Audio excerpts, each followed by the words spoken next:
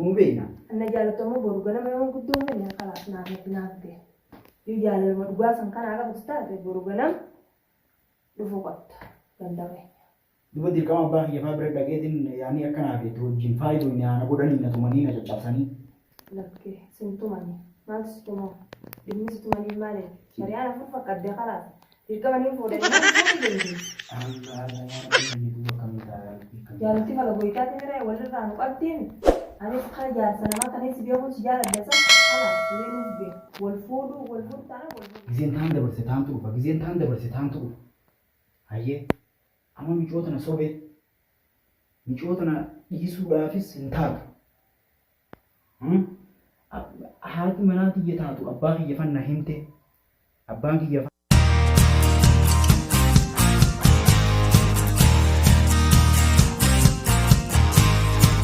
afaan obboleeyyan kiyya na barbaadu jira.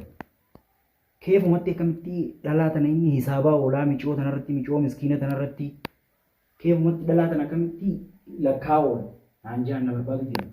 Hodheetiin baadiyyaa dhaqee baadiyyaa taa'u jira jechuudha.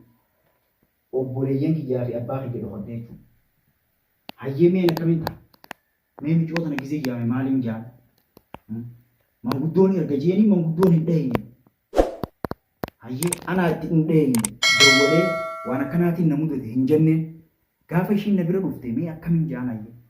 Akkamiin jaan dhiyoome? Yaa Rabbi ooma akkamiin seene yaa Rabbi kiyya? Osoo hin deemu ooma akkamiin seene? Dhiiroma giseen dawwaleef akkam jiru. Jettee hayyee silaa dhalaan tun namaaf sobamti. Dhalaan tun akkuma harmi ishii gaditti qalbiin illee gadi namaaf sobamti. Addi rakkoon qabu ta'e ishiin soba. Abbaa kiyyaa fi aboo obboleessa kiyya sun faana harka kanaan jarjara bade awoo dheenna qoomaa tanan shakkaa aboo. Yaa aboo isaanii amma dhossee yooniin aruusas baadiyyatti godhe malee dhossee magaalatti yoo godhe nan dhiisan. Dirqama micoo fudhadhee baadiyyatti aruusa godhatu qaba halaas jala sararee jechuudha. Akkasigaa akkas malee ta'u yookaan na qooman. Haleessa bakka nan jiru xiqqishoo malee xiqqishoo nan durobbe. Obboleessa kiyya gisee seenee taa'ee buna dhugee boo halaas obboleessa kiyya gosuma dhufe jechuudha. An giseen gamas ga'u isaa mana ol seenu hin argaa akkasi rabbi jalaa na baasee yaa rabbii kiyyatti na gargaare yaa rabbii kiyya na gargaare yaa rabbi yaa Allah. Yooni kararraa dabeellee yaa Rabbi kararra na sirreessi garuu laakinan micoon san dugummaan qabas naan jette ani hahadheetiin jira hagan dhalaa dugummaa qabu fuudhutti hin dhiisuu adeemsa kana jeetiin jala sararee jira. Yaa Rabbi kiyya kana baasii amma nin dawwalaa fi yaa Rabbi telefoona ishiillee daleessisi. Garaan kun dhaadhaan ajaa'ibsiisan nin dawwalaaf jira. Maali dhiiroo mooshiituu booda jechuun nakka deema moo maali garaan akkana dhaadhaan ajaa'ibsiisan telefoona dawwalii خيرهم إن شاء الله يا ربي قاتي أنا جيران أنتنا جينا جرت يا ربي يا الله يا خالقاتي يا ربي خي تلفونك أنا سيام سيسي لبينا كجو نيت يا ربي يا الله تلفون دولي في يا ربي يا الله يا ربي خاسي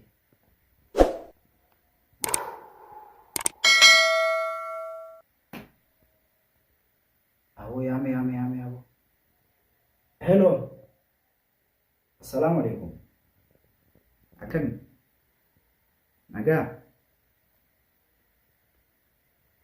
فيا أنا برا يا أبو دي فما تلفون سيفين دولة وزمان جوتين أسياجي والله ديتو كانت تلفاتي أما سنة دولة ولا وزمان كانت تكامل خيجون نرجع فاتيتون سيدا وله إيه سجل تاما bakka hojii jirtu moo mana jirta? Yaa bakka wal agarruun fedheerra. Sineegaa ni dhuftaa? Barati lubbuutii garaan jabaattu barati yaa garaan jabaattu. Bareedduun garaan jabaattu gaanii bare yaa garaa hiyya dafii qottu ayyaa. Yalla ayyee sineegaa dafii qottu. والمرينا يلا alhamdulillah yaa mucoo miskiina yaa mucoo telefoona sanuu na jalaa kaaftee jirti waan na jalaa kaaftu natti hin fakkaanne wallaahi telefoona garuu laakiin na jalaa kaaftee turte bara hedduu takka garaa laafti bara hayyee ishii irra caccabeetuman irratti gartee cinqamee akka godhee fuudha malee hin dhiisu abadan hin dhiisu du'eetiin dabra malee muraa mataa kiyyaan hin dhiisu wallaahi hin dhiisu yaa rabbi yaa ishiin dhiiroo asitti dhiyaatu malu kanaaf akkana garaan kiyya gawga'u na jaa gisee ishiin asitti dhiyaatte asitti dhiyaatteen saawwa tanaaf qaamni hundi akka nariifate haa bokkuu manta way Sin Waalaikum salam warahmatullahi wabarakatuh Nagani Ayyada Nagani Alhamdulillah Ufte Hai Akam sila Naga wallahi Alhamdulillah والله جرى قالت ربي ما ندير عجانة التماطم يعني يا أخي أتلين حاجانا سيامي بس هو بيتنا فكاتي والله أنا جرامي كا جرام كنا كايرة يا أبو تيمان أنا أمانو تلين جرتو أنا أمانو خيس هايس بوب دين دا وبوليتين جروانين تيف سيجلة لكن وين نمو دتي بيته ما أنت سمو دتي والله وان جبتو نمو دتي waan san injifatuudhaaf akkanatti xarafarra deemuu jira magaalaa keessa seeneen beekon xarafarra deemuu jira maal irraa inni injifatu wallaahi yaaboo akkuma walii dubbii waliin quba qabnutti manguddoo sinii ergasiin jeen ture beekte dubaree manguddoo san maaliif hin argite wallaahi manguddoo san waliin erginiif rakkoo takkaatti kishu uumame haadha manaati jeta awwalaati wajjin jechuu ishiin xiqqishoo rakkoo uumtee jirti abbaa kiyyaa fi uumaa xiyyafaa bira dhiitee maal jette beektaa abadan yoo inni kun fuudhe an kalas dirqama fooni badi qabaaree hayra shari'aa deemu jirta shari'aa lafa fakkatte yaa boo barsila akkasii abbaan kiyya kun ittiin ta'e waa hunda keessa ittiin ta'e akkanatti dhalaa gizee galii taan gizee taan manarra fidaa anaa bakka dalagaa jirtu faa taan fidaatti awwaan akkasii hin qabu garuu si jaaladhee waan hin jiru namni dirqama waan jaalate takka argatu osoo jaalate qaala midheeme والله تلقى موان جالت كيدو تكن سجالته والله ما لني بيتا لكن وان جيتو تنا ما بكين أباخي جخنا سلافوني أبو ما نوفر أبيته إلما قافين نفور ديمو أبا ترو ديمه فور واني ممدون أرجني فيس سنيفي أما ممدو تجيب بديت تروي نما خانتي أباخي يامين أنجان أنا أباخي يدسو تنجرا ممدو تاني نتيمه بعديا ممدو بعديا تني ممدو ما قال عارف تنجرا من التباجي جرا خلاص من التباجي جرا جيتنا عارف جرا Jika Harun kan kita sebuah sah. Untuk terai bati mereka me. Ya akhirnya, mangudu lah. Kita waligan itu re, borong tin mangudu ma erker waligan. Arrammo batin tum bati sejifa gori ya. Angga kana gani sob setai mere. Mali finer gini mangudu. Buka khiti mali. Yo jalan tu tiga sekali tiga tek ada gitu. Buka khiti mali opsi wallahi mali buka khiti. Mali fin sinjani beta. Mangudu tu ni. Wan nakabdi ni jira. Manguddoo kami nakabdanii beektaa? Nuti siif beekna. Waa hunda jaayiza godhi. Abbaa kee fidiinaan jaa. Abbaan kee islaan hin duune jiruun jira. Abbaa kee maaliif hin finneenaan jaa? Ani immoo abbaan kee shari'aa fi fakkaddee kee fitti hin dhufne nama ol jaalate haasidummaa gidduu seenuu ni ta'a. Haati manaa laal akkanatti jechuudha. Waa xalaftee jirti. Tarabbiin koo inni dhuftaa jeeni taa'ee eeggatu jiru. Haadha manaa taawwalaati jechuudha. Ishii waa xalaftee jirti. Ani yoo abbaa kiyya hin finne yoo abbaa kiyya jaalannaa dheedheesi jibbinaan ammoo isiifis kunoo ni jiranii mira yoomuu qabdiga yoommoo jaalatte immoo taa'u jaalannaan taa'u awwayin dubbaddaaree silaa jaarti boodaati bar dirqama amma ishii booda heekuun dirqama maaliif ni beektaa heekuu wanni barbaachisu hin jiru kaa isiin dhiyoon hin taa'etti taa'uudha obboleessa kiyya kaleessa magaalaa keessa guututti akkanatti ijoollee saayibaa guutee na barbaada oole manguddoon taatu ni eegaa oole kanammoo wanni ni sin jiru yoo boru manguddummaan ergine khalaas naafatti yaaltan ta'e dhumattee jirti. Eenyutu abbaan haa taa'amee laawu amma waan takka tasii galchu jira siifin galcha. Abbaan kiyya kuni ana abbaa kiyya dhiyeessuutti hin jira. Manguddoon abbaa kiyya fidinaan jetti. Ana abbaa kiyya dhiyeessuutti hin jira. Manguddoo magaalaa dhiiseetiin manguddoo baadiyyaa erge.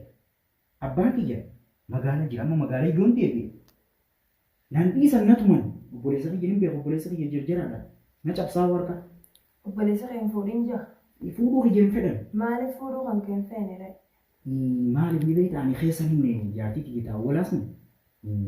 Yaani isaan dubra jaaniituma taanii beekte dubra jaanii taanii ishiin dubrummaa hin qabdu yeroo aruusa seenu dubra yaani na fuudha na dura dhaabbatanii.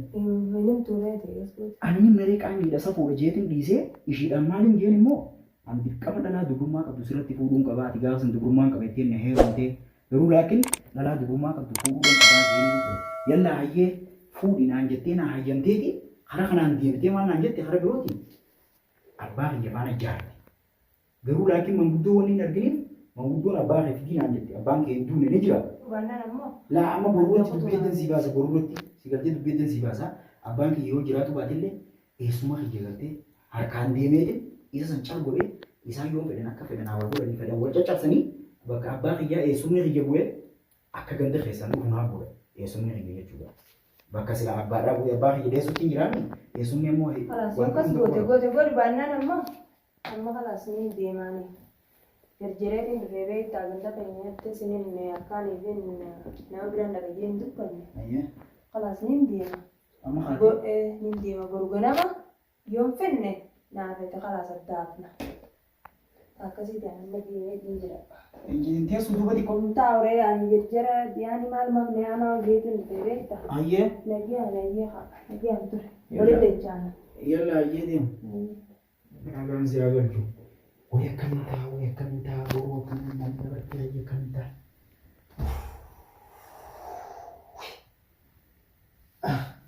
Kamitaa biroo.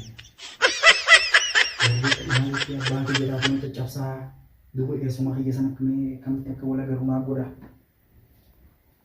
Yaa Rabbi kiyya na gargaari yaa Rabbi yaa Allah.